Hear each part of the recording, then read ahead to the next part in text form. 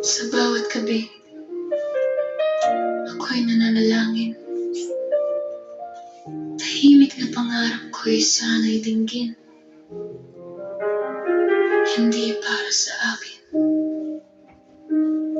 kundi para sa amin.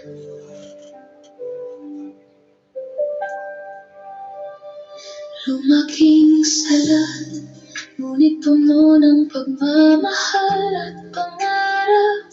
Kahit ang hapag namin, laman ay di sapat. Ngunit si Mama at Papa, di sumuko kailanman. Ngiti nila'y ilaw sa gitna ng kahirapan. Mga kapatid ko'y tahimik lang nangangarap. Sa silid na siksikan, sabay-sabay natutulog sa hirap.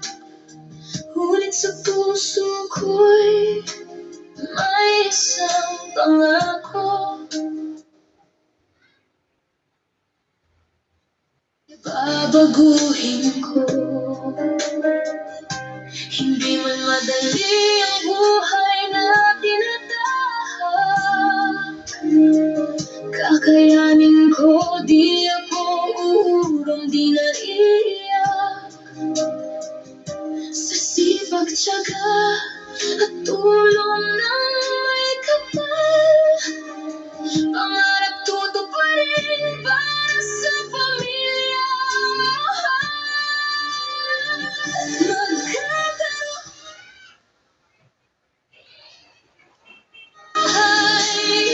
Isang tawhadang walang lungkot na naghihintay, kung saan si Mama at Papa'y di na mag-alala.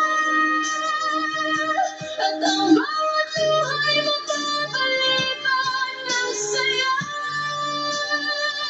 Mga kapatid ko'y magpapadalan ng maayos. Di na mamamangga sa bukas na di tiyak na lubos. Sa sipag ko at tulong ng Diyos na gabay, matutupad na bahay. Sa bawat umaga, ako'y muling bumabangon. Kahit ang pagod ay bumabalot sa aking kahapon. Dahil alam kong sa'kin sila'y umaasa, na balang araw giginhawa rin ang pamilya. Di man ngayon, ngunit darating din ang panahon na di na namin mararanasan ang kahapon.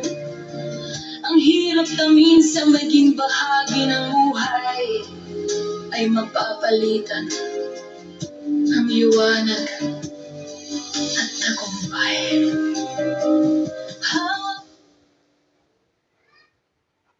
Di ko pinitan para sa kanila. Ako'y lalaban kasama ang Diyos sa bawat hakbang. Walang imposible sa pusong may paninindigan. Magkakaroon din tayo ng bahay, isang tahanang walang lungkot na naghihintay, kung saan di na mag-alala. At ang bawat luha'y mapapalitan ng saya. Kapatid ko'y magkakapag-aral ng maayos. Di na magangamba sa bukas na di tiyak na lubos. Sa sipag ko at tulong ng Diyos na gabay, matutupad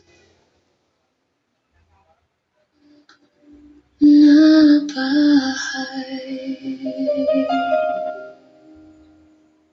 Salamat, Panginoon, sa'yo'y nilahat na pangarap balang araw matutupad. Na aming bahay, iyong ibibigay mula sa iyong mga kamay.